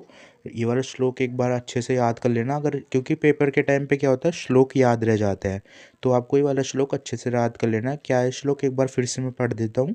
रसा स्वाद अवल लवन तिक्त उष्ण कषाय का षड्द्रव्य आश्रित च यथापूर्व बलवः, ठीक है। ये श्लोक देखो, अब रस किसे कहते हैं, तो जीव मतलब जो हमारी जीभ होती है, तो उसके द्वारा जो हम ग्रहण करते हैं ना, जिसका स्वादन मतलब कि जिससे स्वाद लेते हैं, तो उसे ही रस बोला जाता है, ठीक है। अब यहाँ पर ये देखिए क्या लिखा हुआ है आगे, अगला श्लोक देखते हैं। रसों का वात आदि दोषों पर प्रभाव, मतलब जो वात आदि दोष मैंने बताए थे आपको, क्रिया शरीर के जो लेक्चर्स डाल रखे हैं मैंने, सारे चैप्टर आपको पढ़ा दिए हैं, तो उसमें जो वात चैप्टर बताया था मैंने, वात पित्त कफ, तो उन जो दोषों में के वो जो बताए थे, तो उसमें ये वाला टॉपिक क्लियर हो गया था, पर तब भी मैं एक बार आपको बता देता हूँ। जो वात पित्त कफ दोष होते हैं, त्रिदोष जिसने बोलते हैं, तो उन पर रसों का क्या प्रभाव पड़ता है, जो हमने रस पढ़े ना 6 रस, तो इनका उन पर क्या प्रभाव पड़ता है। तो देखो यहाँ पर क्या लिखा है, ये वाला श्लोक आपको याद नहीं करना, ठीक है, ये वाला श्लोक याद मत करना, ये इतना इम्पोर्टेंट नहीं है। अब देखो यहाँ पर इसका ये जो एक्सप्लेनेशन है ना, ये इम्पोर्टेंट है। अब मधुर अवन लवन रस क्या है, कफ की वृद्धि करते हैं, मतलब कफ को बढ़ाने वाले होते हैं, और कटु तिक्त कषाय कफ को कम करते हैं, वात को बढ़ाने वाले होते हैं, ठीक है। मतलब देखो ये एक तरीके से आप ऐसे याद रख लो, अभी देखो मैं आपको लिख के बताता हूँ। मधुर अवल लवण, ठीक है, और यहाँ पर देखो कटु, कटु तिक्त और कषाय। तो मधुर अवल लवण क्या है, यहाँ पर देखो वात है, ठीक है, पित्त और कफ। अगर देखें तो मधुर अवल लवण क्या है, ये तीनों क्या करते हैं, कफ को बढ़ाते हैं। मधुर अवल लवण मैंने तभी कहा था ना आपको सीक्वेंस में याद करना, मधुर अवल लवण कटु तिक्त कषाय। तो इसमें देखो जो मधुर अवल लवण है स्टार्टिंग के, ये कफ को क्या करते हैं, बढ़ाते हैं, और वात को कम करते हैं, ठीक है, अपोजिट होता है। और जो कटु तिक्त कषाय है, ये क्या करते हैं, वात को बढ़ाते हैं और कफ को कम करते हैं, ठीक है, ये अपोजिट है। और बस आपको पित्त के लिए याद करना होता है, तो पित्त का क्या होता है, पित्त का ये होता है, देखो यहाँ पर देखो साफ लिखा भी है कि पित्त के लिए, पित्त को क्या नष्ट करता है, यहाँ पर देखिए लिखा है कषाय, तिक्त और मधुर, मतलब कि मधुर और तिक्त कषाय, तो ये पित्त को शमन करते हैं। देखो पित्त का क्या है, अवल, आंवला क्या होता है, आंवला, आंवला अवल रस होता है आंवले में, तो वो पित्त को बढ़ाता है। तो एक बार देखिए, मैं एक बार आपको यहाँ पर कलर चेंज करके बताता हूँ कि जो आंवला है तो वो पित्त को बढ़ाता है। तो अब आंवला, अवल, लवण और कटु, तो ये तीनों जो सीक्वेंस होंगे तो ये तीनों पित्त को बढ़ाने वाले होंगे। और मधुर, मधुर, तिक्त, कषाय, ये पित्त को कम करते हैं। ठीक है, बस ऐसे आपको याद कर लेना है। और इसके बाद देखते हैं नेक्स्ट। नेक्स्ट देखिए यहाँ पर ये है द्रव्यों का वर्णन। अब यहाँ पर देखिए द्रव्यों का वर्णन कैसे है, तो शमनम, कोपनम, स्वस्थमिति, द्रव्यमिति त्रिधा, मतलब द्रव्य कैसे है, दो तरीके के होते हैं, शमनम को नहीं, तीन तरीके के होते हैं, सॉरी, तीन तरीके के होते हैं, शमनम, कोपनम और स्वस्थित, मतलब कि जो एक तो वात आदि दोषों को जो शमन करें तो वो, और एक कोपन मतलब उन्हें प्रकोपित करें, और एक होते हैं स्वस्थ। जो भी हम खाना खाते हैं या कुछ भी खाते हैं तो वो द्रव्य माने जाते हैं ना, संसारिक के सभी चीज़ें द्रव्य हैं। तो जो द्रव्य हैं वो पंचमहाभूतों से मिलकर बने हैं, मैंने क्रिया शरीर में आपको बता ही रखा है। तो जो अब देखो जो सभी द्रव्य हैं वो तीन तरीके से काम करते हैं। तो कौन कौन से, एक तो शमन करते हैं, जो वात आदि दोष होते हैं हमारे शरीर में, जो बढ़ने से मतलब उनके अंदर रोग उत्पन्न होती है, और नॉर्मल रहने से शरीर स्वस्थ रहता है। तो एक तो शमन करते हैं जो वात आदि दोषों का शमन करें द्रव्य, एक होते हैं द्रव्य जो वात आदि दोषों को बढ़ाए, जैसे कि समझ लो उड़द की दाल हो गई, तो ये कफवर्धक होती है, कफ को बढ़ाने वाली होती है। और वात आदि दोषों का शमन करने वाली जैसे मूंग की दाल है तो कफ का शमन करती है, ठीक है। और एक होती है जो दोषों को बढ़ाए, ठीक है। और स्वस्थ रीत मतलब जो स्वास्थ्य के लिए अच्छा है, जैसे च्यवनप्राश हो गया, और जो गेहूं की हम रोटी खाते हैं तो वो हो गए स्वस्थ हित, ठीक है, स्वास्थ्य के लिए हितकर। तो ये तीन तरीके के द्रव्य बताए गए हैं। अब देखो यहाँ पर वही बात है जो भी मैंने आपको सब बता रखा है कि शमन द्रव्य क्या है, तेल, घृत, मधु। ये तेल क्या है, वात का शमन करता है, घृत पित्त का, और मधु मतलब शहद कफ का, ठीक है, शमन करने वाला होता है। ये भी आपको श्लोक भी आ जाएगा, आपको एक श्लोक है, बहुत ही अच्छा श्लोक है, अभी आने वाला है आगे, तो आप देखना, उसमें सबसे अच्छे शमन द्रव्य बताए हैं। तो जो तेल है वो वात का शमन करेगा, घृत पित्त का मतलब घी जो होगा पित्त का, और मधु जो शहद होगा वो कफ का, कफ को कम करेगा, शमन मतलब कम करेगा, ठीक है। अब बस ये कुछ नहीं है, ये आप रीडिंग कर लेना, वही बात है कि क्या कैसे क्या क्या गुण होते हैं इसके, घृत के उसके। अब देखो कोपन, कोपन द्रव्य क्या होते हैं, मतलब जो कुपित करते हैं मतलब बढ़ाते हैं, तो जो वात आदि दोषों को तथा धातुओं को बढ़ाए तो उन्हें कोपत कहता है। जैसे देखो माश मतलब उड़द, मैंने अभी आपको एग्जांपल दिया था, ये बढ़ाती है, जैसे दही हो गया, किलाट हो गया, और ये सरसों का तेल हो गया, तो ये सारी चीज़ें बढ़ाती है। और विरुद्धार मतलब दूध और मछली, ये विरुद्धार मतलब दूध और मछली खाने से शरीर में मतलब एक तरीके से विष की उत्पत्ति हो जाए, तो इन्हें नहीं खाना चाहिए, ये विरुद्धार है। अब देखो विपाक, अभी ये नीचे आएगा ना तो मैं आपको बताऊंगा, ये ऊपर मैंने लिखा हुआ है, ये नीचे की है डेफिनेशन है, अभी आएगा तो मैं बताता हूँ आपको। देखो सबसे पहले देखते हैं वीर्य। तो वीर्य क्या होता है, देखो इसका ये वाला श्लोक याद कर लेना, ये बहुत अच्छा श्लोक है। वीर्य, वीर्य तु क्रियति ये निया क्रिया ना वीर्य क्रियतु किंचित सवीर्य क्रियतु क्रिया, मतलब कि जो वीर्य है उसे क्या कहेंगे, द्रव्य के जो कार्य करने की शक्ति होती है ना उसे वीर्य कहते हैं। मतलब कि जैसे हमने कोई द्रव्य खाया, तो खाने के बाद जो उसका हमारे शरीर पर प्रभाव पड़ेगा, अच्छा पड़ेगा या बुरा पड़ेगा, मतलब हमारी हड्डियों को मजबूत करेगा वो खाना, या फिर क्या जो भी प्रभाव पड़ेगा उस द्रव्य का हमारे शरीर में कार्य करने की जो शक्ति है ना उसे ही वीर्य कहेंगे। अब देखो वीर्य कितने बताएं, शीत गुण या उष्ण गुण, अधिकतर दो प्रकार की वीर्य माने, या तो शीत वीर्य होगा मतलब ठंडे, हम कहते हैं ना तुम्हें ठंडी चीज़ें नहीं खानी या तुम्हें गर्म चीज़ें नहीं खानी, तो वो उन्हें बोला गया है कि गर्म चीज़ें शरीर में गर्मी करेंगी, और शीत वीर्य जो होंगे शरीर शरीर में ठंडा करेंगे। तो ये जो होंगे शीत उष्ण, वैसे दो वीर्य माने हैं, पर कुछ आचार्यों ने 8 तरीके के वीर्य भी माने हैं। देखो यहाँ पर लिखा है, मधुर, तिक्त, उष्ण, गुरु मतलब भारी होता है, लघु मतलब हल्का, स्निग्ध मतलब जो चिकना होता है, रुक्ष मतलब रूखा, उक्ष मतलब गर्म, शीत मतलब ठंडा। ठीक है, ये 8 तरीके के वीर्य माने हैं। वीर्य क्या था? द्रव्यों के जो कार्य करने की शक्ति होती है ना, उसे ही वीर्य कहा था हमने। अब देखो विपाक मैंने टॉप पे यहाँ पे लिखा भी है। ये देखो टॉप पे मैंने आपको बताया विपाक किसे कहेंगे।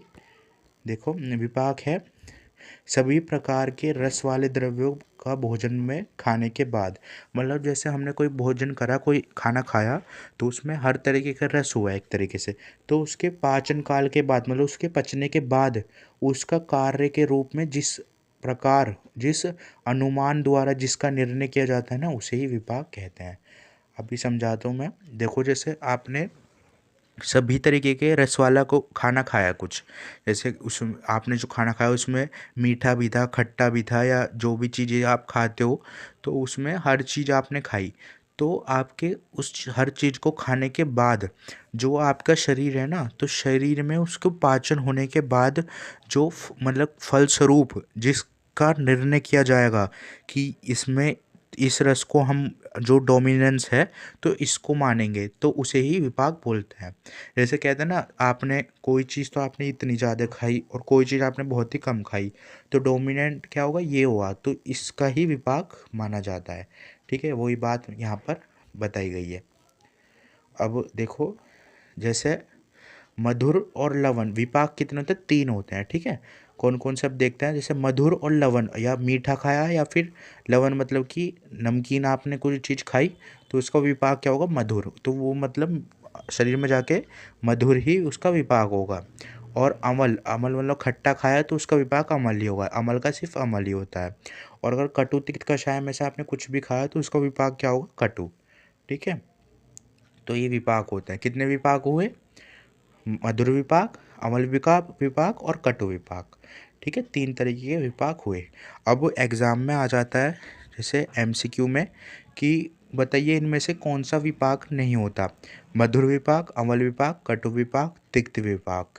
तो आपको तिक्त वाले पे टिक करना है। ठीक है, तो ये क्वेश्चन एमसीक्यू में मोस्टली पूछे जाते हैं।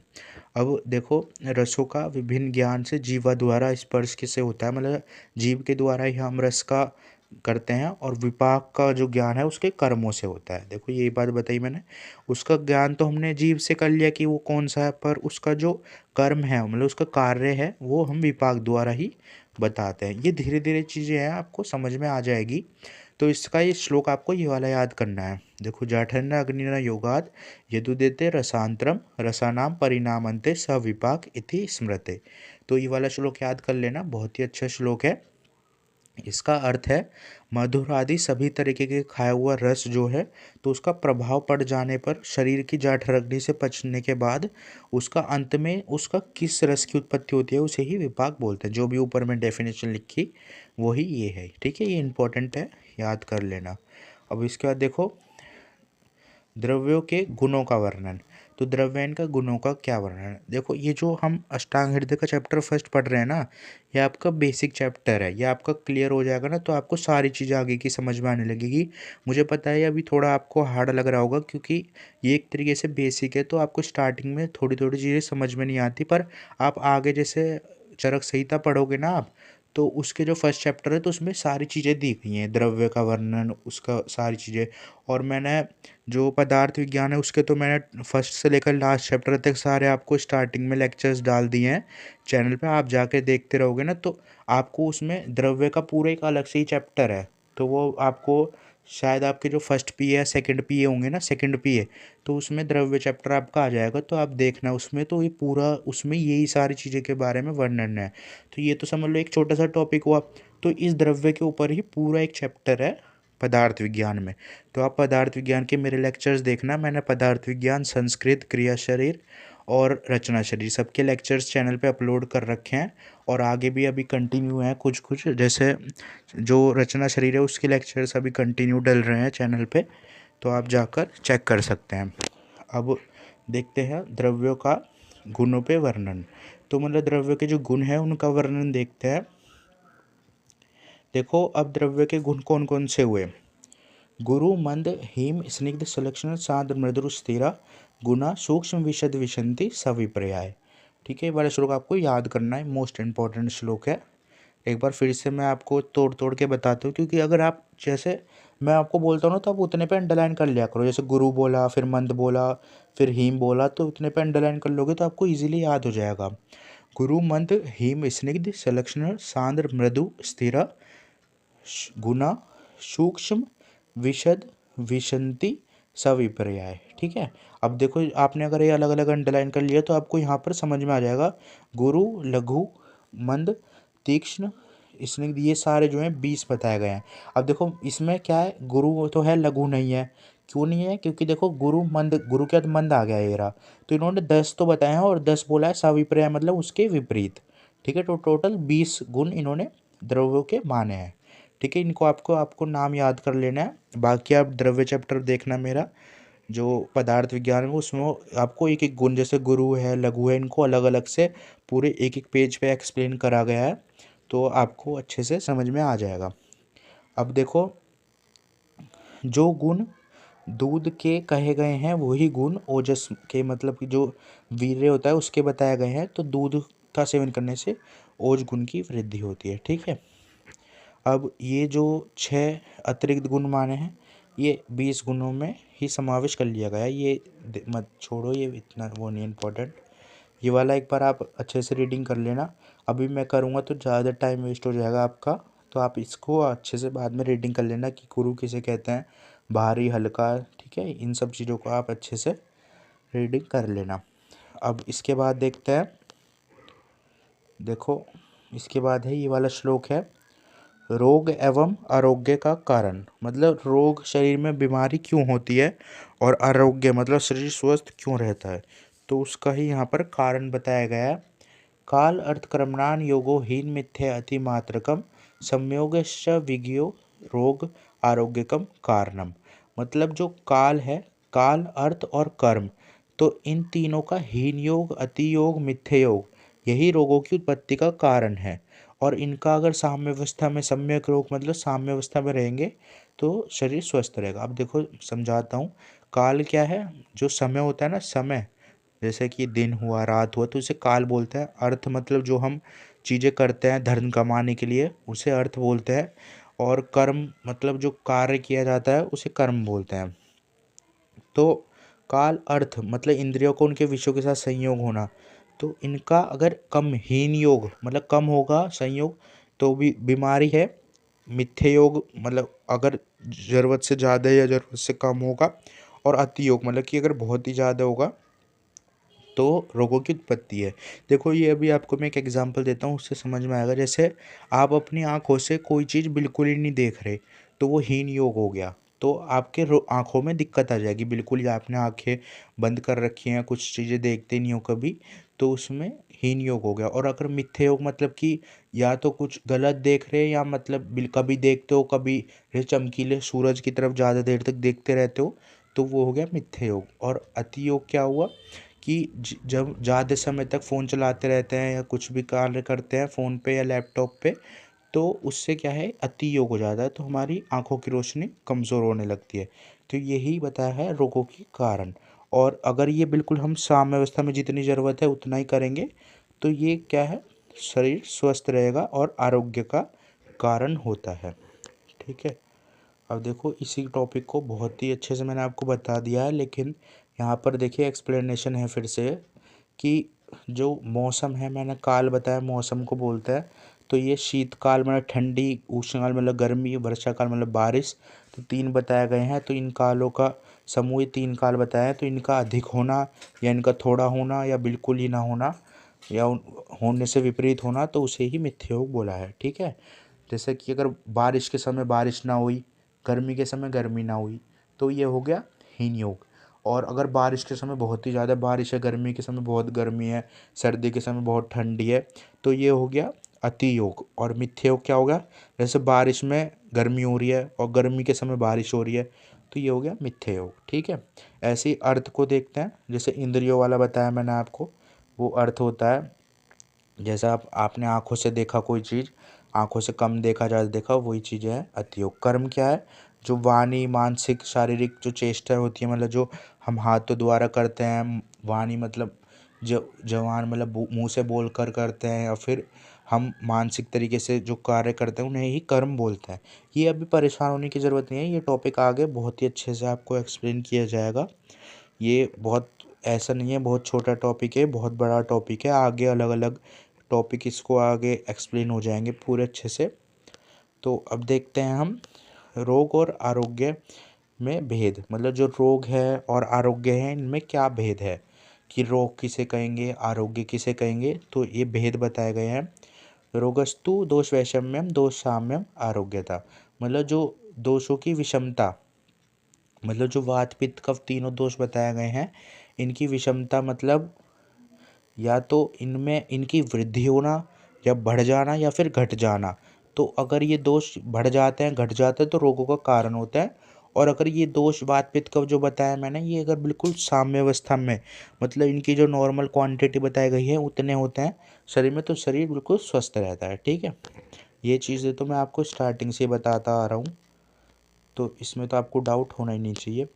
अब देखो रोगों के दोषों पर का भेद, मतलब कि जो रोग हैं तो उनके दो भेद कौन कौन से हैं। एक तो निज हो गया, एक आगंतुज। अब देखो रोग मतलब क्या है, बीमारी। तो बीमारी निज क्या है, मतलब जो दोष बताया ना वात पित्त कफ, इनके बढ़ने से जो बीमारियां होती हैं। देखो ये वात पित्त का वो जो दोष है, ये आप अभी मेरा वात पित्त का वो जो चैप्टर पढ़ोगे ना क्रिया शरीर में, तो आपको जब भी अच्छे से समझ में आएगा। तो अभी थोड़े दिन रुक जाओ आप, जब आपके पीए होंगे ना, तो पीए सेकंड या थर्ड में आपका वात चैप्टर, पित्त चैप्टर और कफ चैप्टर क्रिया शरीर का कवर हो जाएगा। तो उसमें दोष अच्छे से आपको पूरे एक्सप्लेन हो जाएंगे। तो आप देख लेना, मैंने वीडियोस डाल रखे हैं चैनल पे। तो जब देखो इन जो वात पित्त का दोष होता है ना शरीर में, तो इन दोषों की वृद्धि होने लगते हैं, मतलब बढ़ने लगते हैं, कम होने लगते हैं। तो शरीर में निज रोग उत्पन्न करते हैं, मतलब कि निजी कारणों की वजह से उत्पन्न होते हैं, मतलब शरीर के अपने कारणों की। वात पित्त कफ अपने हैं शरीर के, तो उसकी वजह से। और आगंतुज क्या, जैसे समझ लीजिए किसी ने के कोई बाहर से शरीर जल गया, या बाहर से चोट लग गई, या कुत्ते ने काट लिया, तो ये भौतिक कारण होता है, मतलब आगंतुज रोग होते हैं। ठीक है, मतलब जो रोग दोषों के प्रकोपित होने से ना होकर बाहर से कोई चीज़, जैसे सर्प दंश सांप ने डस लिया, या फिर कोई भी, ये सब आगंतुक रोग बताए गए हैं। ठीक है, अब इसके आगे देखते हैं दो प्रकार के रोग अधिष्ठान, मतलब रोग दो तरीके से अधिष्ठान मतलब रुक सकते हैं।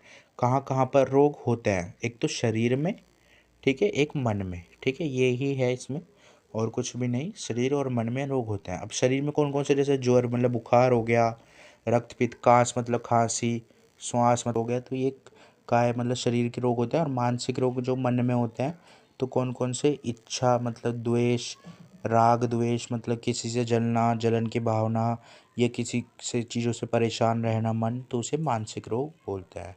ठीक है, अब इसके बाद देखते हैं हम यहाँ पर, ये देखिए मानसिक दोषों का परिचय, मतलब जो वात पित्त कफ शारीरिक दोष होते हैं, और मानसिक दोष किसे कहते हैं, रज और तम। तो ये जो होते हैं मानसिक दोष बताए गए हैं। ठीक है, रज और तम। अब इसके बाद देखो अष्टांग संग्रह और भागवत ने सप्तरजतम ये महान गुण माने, मतलब सत्वरजतम तो गुण हो गए, और जो रज और तम है ये दोष होते हैं। ठीक है, अब इसके आगे देखते हैं रोगी की परिभाषा। तो रोगी की परिभाषा क्या है, दर्शन दर्शन स्पर्शन प्रश्न परीक्षे चार रोगी नाम, मतलब रोगी जो है उसकी परीक्षा है, उसकी कैसे परीक्षा की जाती है। मतलब कोई आपके पास कोई पेशेंट आ रहा है, तो उसका आप कैसे परीक्षा करोगे, कि कैसे क्या करना है, हमें कैसे इलाज करना है। तो वही बताइए, ये श्लोक मोस्ट इम्पोर्टेंट श्लोक है। वाइवा के समय जो एग्जामिनर आते हैं वो मोस्टली ये पूछते हैं, मेरे से भी एक बार यही पूछा गया था वाइवा में, कि रोगी की परीक्षा बताइए कैसे होते, तो आपको वाला श्लोक बताना है। दर्शन स्पर्शन प्रश्न परीक्षित चार रोगी नाम, मतलब दर्शन करके, एक तो देखकर हम उसकी परीक्षा कर सकते हैं, और एक स्पर्श करके मतलब छू कर, और एक उससे प्रश्न पूछ कर। ठीक है, सबसे पहले हम उसे देखेंगे, रोगी को दर्शन फिर करेंगे, फिर स्पर्शन करेंगे, मतलब उसे छुएंगे। मतलब सबसे पहले तो अगर जैसे कोई पेशेंट आ रहा है तो आप उसके उसके जैसे स्किन पे कोई दिक्कत है या कुछ भी है तो आप उसकी देखकर उसकी कंडीशन बता सकते हो, ठीक है। फिर उससे स्पर्श करोगे, मतलब जैसे अगर उसके हाथ में स्वेलिंग है तो आप स्वेलिंग को एक बार छू के देखोगे कि कहाँ पर है, किस पोजीशन पर है। तो दर्शन स्पर्शन, और उस स्पर्शन में क्या आता है, ऐसा नहीं कि सिर्फ स्वेलिंग सुना, आपको जो स्टेथोस्कोप से चीज़ें चेक करते हो और जो नाड़ी परीक्षा जिसे बोलते हैं, नर्व्स चेक करते हो आप, तो वो सब स्पर्शन परीक्षा में ही आती है। और फिर उसके बाद आप उससे प्रश्न पूछोगे कि आपने क्या खाया था, या कुछ भी कोई भी प्रश्न पूछोगे कि कल आप मतलब कब से आप कोई दिक्कत है, ये सब चीज़ें प्रश्न में आती है। तो यही रोगी की परीक्षा होती है, इसी तरीके से आपको इलाज करना है। और इसके बाद देखिए, ये तो एक छोटी सी परीक्षा है। कैसे, जैसे मक्खियाँ अगर बार बार शरीर पर बैठे तो समझ जाए मधुमेह मतलब डायबिटीज़ है, ठीक है। अब ये वाले क्या है, ये आधुनिक उपकरण है। देखो यहाँ पे लिखा है आधुनिक उपकरण है। थर्मोमीटर क्या होता है, शरीर का तापमान बताता है। जो स्टेथोस्कोप क्या होता है, जो हृदय के अंदर जो कफ होता है ना, मतलब एक तरीके से हृदय के अंदर जो आपको आवाज़ होती है हृदय की, तो वो सुनी जाती है हृदय की आवाज़। एक्सरे क्या है, जो त्वचा के अंदर मांस से ढकी हुई अस्थियाँ हड्डियाँ होती हैं, तो उसको देखने के लिए एक्सरे किया जाता है। कार्डियोग्राम क्या है, हृदय की परीक्षा मतलब हार्ट की जांच के लिए। और अल्ट्रासाउंड मतलब जो स्थान पर ये विभिन्न चिकित्सा, जैसे अल्ट्रासाउंड क्या है, जहाँ चीज़ें जहाँ एक्सरे काम नहीं करते तो वहाँ पे अल्ट्रासाउंड से की जाती है शरीर के अंदर। लिटमस पेपर क्या है, मूत्र की जांच करने के लिए कि उसका किस तरीके का अम्ल है और एसिडिक है या बेसिक है, तो उस लिटमस पेपर होता है। और सैक्रोमीटर क्या होता है, मधुमेह मतलब कि शुगर पेशेंट की जांच करने के लिए, ठीक है। अब देखते हैं, इसके बाद देखते हैं रोग की परीक्षा। तो रोग की क्या परीक्षा है, देखिए यहाँ पर लिखा है रोगम। ये देखो, इस श्लोक आपको याद नहीं करना, मैंने यहाँ पर कट भी बना रखा है। तो निदान, पूर्वरूप, लक्षण, उपशय, संप्राप्ति, ये रोगों की परीक्षा बताई गई है, ठीक है। 5 परीक्षा, निदान, पूर्वरूप, रूप, उपशय, संप्राप्ति, ठीक है। इसके बाद देखो देश भेदों का वर्णन, मतलब जो देश होते हैं, कौन कौन से देश होते हैं, भूमि देश और देह देश। भूमि मतलब जो शरीर, जो धरती है उसको बोला गया, और देह देश मतलब जो शरीर की जो जगह है उसको देह देश बोला गया है, ठीक है। अब देखो भूमि देश क्या है, जांगम देश जहाँ हवा अधिक चलती है। आनुप देश मतलब जहाँ कफ की प्रधानता रहती है। और साधारण देश मतलब जहाँ वात पित्त कफ तीनों दोष सामान्य रहता है। देखो ये वाला टॉपिक इंपॉर्टेंट है, मैं अच्छे से बता देता हूँ। जांगम देश क्या होंगे, मतलब जहाँ पर रूखा सूखा अधिक रहेगा, मतलब हवाएं अधिक चलेंगी। जैसे समझ लीजिए रेगिस्तान साइड होता है ना, तो उसे जांगम देश बोलते हैं। और आनुप मतलब जहाँ पे जल जल ज़्यादा, जहाँ पे बारिश ज़्यादा होती है, जैसे केरला साइड के, तमिलनाडु, ये सारे जो जहाँ पर कफ की अधिक प्रधानता रहती है, ठीक है। और साधारण देश जैसे हमारा उत्तर प्रदेश हुआ, तो वहाँ पर देखिए नॉर्मली मौसम बिल्कुल ठीक रहता है, तो यहाँ इसे साधारण देश बोला जा सकता है। वात पित्त कफ तीनों जो हैं यहाँ पर साम्य अवस्था में रहते हैं। अब इसके बाद देखो जांगम देश, देखो ये वही बात है जो भी मैंने बता दिया आपको। जांगम देश रूखा सूखा जल रहित, ठीक है, वृक्ष रहित है, यहाँ पर देख लेना अच्छे से, ठीक है। अब आनुप देश देखिए जल की, मतलब जहाँ बंगाल साइड का, देखो मैंने अभी आपको बता दिया। और साधारण जहाँ वात पित्त कफ तीनों साम्य अवस्था में रहते हैं, ठीक है। देखो यहाँ पे लिखा भी है, जैसे उत्तर प्रदेश हुआ, पंजाब हुआ, तो ये। अब देखो काल के भेद, अब बस थोड़ा सा ही टॉपिक बचा हुआ है, बस थोड़ी देर में ख़त्म हो जाएगा चैप्टर। देखो काल के भेद, तो आयुर्वेद में काल 2 प्रकार का माना गया है। एक तो प्रातःकाल, जो प्रातःकाल सायंकाल हम बोलते हैं ना, सुबह शाम। और एक रोगों की अवस्था, मतलब आम अवस्था, जीर्ण अवस्था, मतलब नए रोग पुराने रोग, तो ये बताया गया है। अब इसके बाद देखो औषध के भेद, तो शोधनम शमनम, ये जो औषध हैं 2 प्रकार के बताए जाते हैं, शोधन और शमन, मतलब या तो शरीर से दोषों को बाहर निकालने वाले औषधि मतलब दवाइयाँ, या शरीर में ही दोषों को शांत कर दे, जो मतलब रोग है उनको शांत कर दे, ऐसी औषधि। ठीक है, देखो इस श्लोक में अभी आपको ऊपर बता रहा था कि एक श्लोक आएगा, ये मोस्ट इंपॉर्टेंट श्लोक है। शरीर जानाम दोषानाम क्रमेण परम औषधम वस्ति वीरेको भवन तथा तेल घृत मधु। देखो आ गया ना। तो ये क्या है, शरीर जानाम दोषानाम क्रमेण परम औषधो वस्ति वीरेको भवन तथा तेल घृत मधु, मतलब शरीर के अंदर जो दोष हैं तो उनको क्रमशः घटाने के लिए कौन कौन सी औषधि हैं, वस्ति विरेचन वमन और तेल घृत मधु। देखो वस्ति क्या करती है, ये देखो ये ऐसे है वात पित्त और कफ। ठीक है, ऐसे यहाँ पर वात पित्त और कफ। वस्ति क्या है, वात के लिए दी जाती है, और ये क्या है, ये शोधन है। ठीक है, ये शोधन चिकित्सा है, मतलब शरीर से दोषों को बाहर निकालने वाली। और ये क्या है, ये शमन है। ठीक है, मतलब शरीर में शमन करने वाली। तो वस्ति क्या है, वात का शमन करती है। विरेचन क्या है, पित्त का। और वमन मतलब जो वॉमिटिंग जिसे बोलते हैं, तो वो कफ का शमन करती है। और तेल घृत मधु, वो अब देखो वॉमिटिंग था तो कफ को शरीर से बाहर निकाल देगी, तो ये शोधन चिकित्सा हो गई। और शमन क्या है, मतलब शरीर में ही शमन कर दे, तो वात तेल जो है वात का शमन करता है, और घृत घी जो है पित्त का, और शहद मधु वो कफ का शमन करता है। ठीक है, ये आसानी से आपको क्लियर हो जाना चाहिए। अब तो मैंने आपको अच्छे से बता दिया है, तो वो श्लोक भी आपको याद करना था। अब देखो ये मानसिक दोषों की चिकित्सा है। धीधैर्य आत्मधि विज्ञान मनोदोष औषधम परम। तो मतलब कि हम मानसिक दोषों की चिकित्सा कैसे कर सकते हैं, धी मतलब बुद्धि से, धैर्य से। हम बोलेंगे जैसे कोई पेशेंट है वो बहुत परेशान है मानसिक रूप से, तो उसे एक तो हम धैर्य उसका बंधाते हुए चिकित्सा करेंगे, अच्छे से व्यवहार करेंगे, देखो यहाँ पे लिखा है। और विज्ञान का कार्य करें, मतलब कि जो विज्ञान है, जैसे क्या मेरा है क्या तेरा है, इन सबको अच्छे से उसे एक्सप्लेन करके आराम से विचार करके कार्य करेंगे। ठीक है, तो ऐसे ही मानसिक जो चिकित्सा की जाती है मानसिक दोषों की। अब इसके बाद देखिए यहाँ पर चिकित्सा के चार पाद, ये वाला श्लोक जो है ये मान लीजिए मोस्टली 90% 10 मार्क्स में आ जाता है। 99% एक तरीके से 10 मार्क्स में यूनिवर्सिटी में आ जाता है, चिकित्सा के चार पाद 10 मार्क्स में। ठीक है, तो ये वाला आपको याद करना है। चिकित्सा के चार पाद होते क्या हैं, चार पाद मतलब कि चार पैर एक तरीके से। तो कौन कौन से चार पैर हैं चिकित्सा के, भीषक द्रव्याणु उपस्थता रोगी पाद चतुष्टयम चिकित्सा तस्य निर्दिष्टम प्रत्येक तस्तु गुना। ठीक है, एक बार फिर से श्लोक सुन लीजिए, अंडरलाइन कर लेना तोड़ तोड़ के।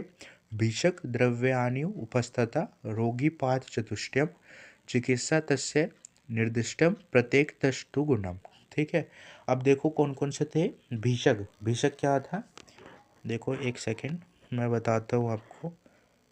यहाँ पर देखो भीषक क्या है, भीषक है वैद्य।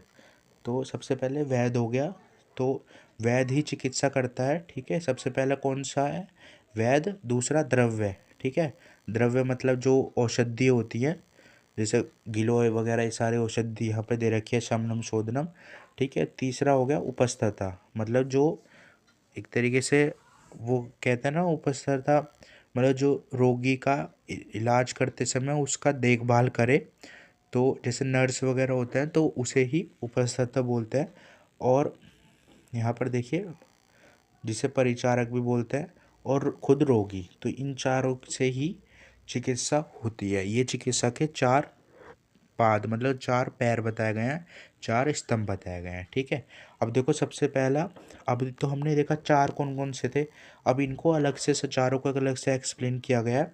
सबसे पहले देखिए वैद्य के चार लक्षण, वैद्य जो होगा मतलब जो औषध देगा उसके चार लक्षण क्या है, दक्ष तीर्थ शास्त्रार्थ दशकर्मा सूची भीषक। ये वाला जो टॉपिक है ना, ये वाला, तो ये टॉपिक अभी आपको चरक संहिता में भी मिल जाएगा। चैप्टर चरक संहिता का जो चैप्टर आप पढ़ोगे तो उसमें आपको आसानी से टॉपिक मिलेगा, तो उसमें भी 10 मार्क्स का आता है ये। तो आपको अगर यहाँ पे पढ़ लोगे तो वहाँ पे ईजी हो जाएगी आपको। तो देखो दक्ष तीर्थ शास्त्रार्थ और दशकर्मा सूची भीषक, तो ये वाला श्लोक है। तो सबसे पहले जो वैद्य है वो क्या होना चाहिए, दक्ष होना चाहिए, मतलब अपनी चिकित्सा में कुशल होना चाहिए। तीर्थ होना चाहिए, मतलब अपने आचरण से अच्छा होना चाहिए, शास्त्र का ज्ञान रखने वाला होना चाहिए, ठीक है। और दृष्टकर्मा मतलब चिकित्सा को अनेक बार किया हुआ, मतलब जो चिकित्सा है ना, जैसे जो हम रोगी की चिकित्सा करेंगे तो उसको अनेक बार किया हुआ होना चाहिए। और सूची मतलब अपने आचरण में से पवित्र होना चाहिए। अब इसके बाद देखो औषध, तो औषध भी 4 लक्षण बताए गए हैं। जो औषध है उसके 4 कौन कौन से लक्षण है? बहुकल्पम, बहुगुणम, संपन्न, योग्यम, औषधम।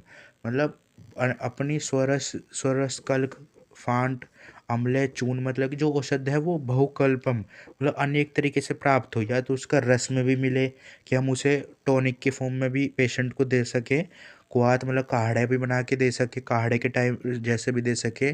और फांट, ये अम्ले, ये सब आपको पता चल जाएगा। चूरन, जैसे चूरन के रूप में भी दे सके, आदि रूपों में, गोली के रूप में, वट्टी के रूप में हम उसे दे सकें, ऐसी औषध होनी चाहिए। और बहुगुणम मतलब अपने अच्छे गुणों से युक्त होनी चाहिए। संपन्न मतलब जो उसके अपने गुण हैं उससे संपन्न होनी चाहिए। योग्यम मतलब जो रोगी को स्वस्थ कर सके, उसके योग्य हो, ऐसी औषध को होनी चाहिए, ठीक है। अब देखो परिचारक मतलब जो उपस्थित होता है, तो उसके गुण देखिए, मतलब जो इलाज करने में मदद करवाता है, जैसे नर्स, कंपाउंडर, तो परिचारक होते हैं। तो उसको देखो, अनुरक्त, शुचिदृक्षो, बुद्धिमान परिचारक। अनुरक्त मतलब रोगी से प्यार करने वाला, स्नेह करने वाला। सूची मतलब खाने पीने का उसका दिखा, ये साफ सफाई का ध्यान रखने वाला। दक्ष मतलब कुशल होना चाहिए। और बुद्धिमान मतलब सूझबूझ से कार्य करने वाला होना चाहिए। अब इसके बाद देखो यहाँ पर रोगी के 4 लक्षण: आढ़्य रोगी, भीषक, वैश्यो, ज्ञापकम, सत्वान अपी। अच्छा, मतलब कि आढ़्य होना चाहिए, धन आदि से संपन्न होना चाहिए। रोगी मतलब धन से युक्त होना चाहिए, उस पर धन होना चाहिए। अगर रोगी पे धन होगा तभी तो वो इलाज करवा पाएगा अच्छे से। तो और क्या होना चाहिए? विद्या का मतलब कि जो भीषक है, वैद्य जो ज्ञान देगा उसके औषध का सेवन करने वाला।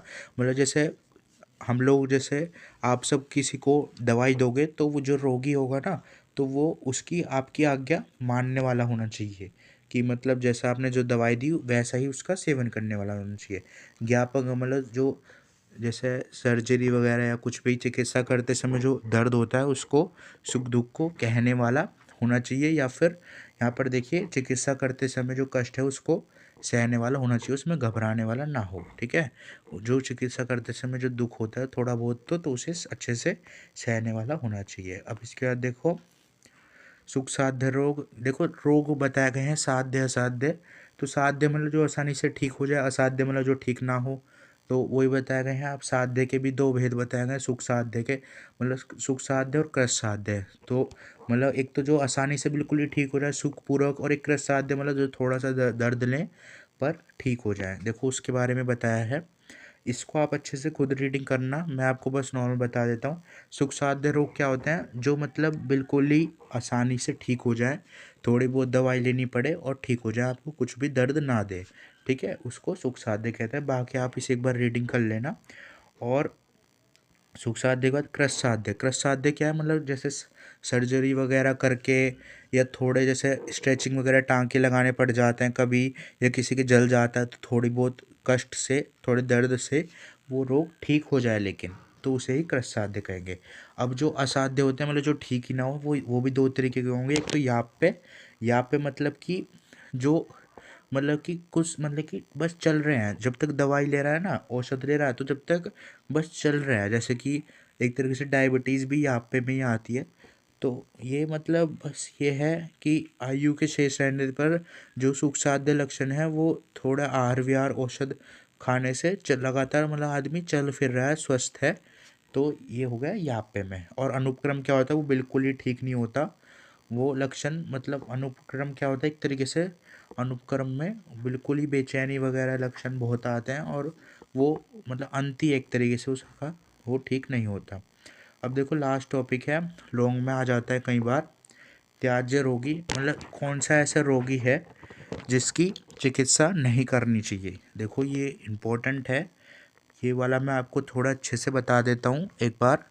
तो कौन सा रोगी है जिसकी चिकित्सा नहीं करनी चाहिए? तो वो है यहाँ पर चिकित्सक जो है उसको चाहिए कि रोगी चिकित्सा करते समय मतलब ऐसा रोगी हो, मतलब जो रोगी राजा महाराज जो है उससे द्वेष या स्वयं अपना द्वेषी हो। मतलब ऐसे रोगी की चिकित्सा नहीं करनी चाहिए जो मतलब राजा को द्वेष करता हो। जैसे राजा पुराने टाइम पे राजा महाराजा होते थे तो उससे नफरत करने वाला हो या खुद से नफरत करने वाला हो, तो ऐसे की चिकित्सा मत करना। और जो श्रीमानों से द्वेष करने वाला, वैद्य से द्वेष करने वाला, मतलब वैद्य को बुरा सोचने वाला वैद्य का, जिसके पास चिकित्सा के उपयोगी साधन ना हो, और जो अर्थात मतलब चिकित्सा की सामग्री ना हो जिसके पास, और इधर उधर भटकते हुए रहता हो, मतलब कभी आपके पास दिखा रहा है, कभी कहीं और दिखा रहा है, कभी कहीं और, तो ऐसे की भी चिकित्सा मत करो क्योंकि वो उसे खुद ही नहीं पता उसे क्या करना है। और जो रोगी जो चिकित्सक की आज्ञा ना मांगता हो, जैसा आपने कोई दवाई दी तो वो ना खाए उसे, तो ऐसे की चिकित्सा मत करना। इसका ज्ञान ज्योतिषी आदि मतलब जिसको एक तरीके से बताया है, अब अधिक समय तक जो जीवित ना रह सका, मतलब जो समझ लीजिए लास्ट स्टेज पे ये हो, तो उसकी भी चिकित्सा करके फ़ायदा नहीं है, बेकार आपका ही नाम खराब होता है कि रोगी मर गया आपके हाथों। तो ऐसे की भी चिकित्सा नहीं करनी चाहिए। जो अत्यंत क्रोधी हो, मतलब जो बहुत गुस्सैल हो, तो ऐसे की चिकित्सा ना करो। जो अपने पुत्र स्त्री या धन आदि के नाश से दुखी हो, तो दुखी हो गया अगर वो, तो उसकी चिकित्सा नहीं करनी चाहिए क्योंकि एक तरीके से आपको भी पता है कि जो रोगी मानसिक रूप से ही अगर वो स्वस्थ नहीं है तो उसकी चिकित्सा करके ना भी व्यर्थ होता है। जो डरपोक हो, अर्थात पंचकर्म की जो क्रिया होती है ना, पंचकर्म जिसे बोलते हैं, तो उस पे उसकी क्रियाओं से डरता हो। पंचकर्म किसे कहेंगे आगे आप पढ़ लेना, जो भी हमने देखे थे आगे मैं बताऊंगा आपको पंचकर्म भी। तो जो जैसे हमने देखे थे ना, वमन विरेचन बस्ती, तो ये सब पंचकर्म होते हैं, और इनसे जो डरता हो तो उनका चिकित्सा नहीं करनी चाहिए। ठीक है। और जो विद्वानी अर्थात वैद्य का ज्ञान ना हो, मतलब जिसे मतलब कि खुद को ही एक तरीके से वैद्य मानता हो, खुद को वैद्य समझने वाला हो, तो ऐसे कोई ही चिकित्सा आप बिल्कुल भी मत करना। तो दोस्तों इसी के साथ ये चैप्टर यहीं पर ही ख़त्म हो गया है। अगर आपको ये वीडियो अच्छी लगी और आप चाहते हैं ऐसी और वीडियोस देखने के लिए, तो इस वीडियो को लाइक कर देना, और ऐसी और वीडियोस देखने के लिए मेरे चैनल को सब्सक्राइब कर लेना। फिर मिलते हैं नेक्स्ट वीडियो में नेक्स्ट चैप्टर के साथ। और एक चीज़ बताता हूँ, मैंने क्रिया शरीर, अष्टांग हृदय और पदार्थ विज्ञान के लेक्चर्स चैनल पर अपलोड कर रखे हैं, और संस्कृत के भी, तो आप जाकर प्लेलिस्ट में चेक कर सकते हैं। तो फिर मिलते हैं नेक्स्ट वीडियो में। अगर आपको किसी और टॉपिक पे कोई लेक्चर चाहिए तो आप कमेंट करके मुझे बता देना, तो मैं उस पर जल्दी से जल्दी वीडियो अपलोड करने की कोशिश करूँगा। Thank you everyone.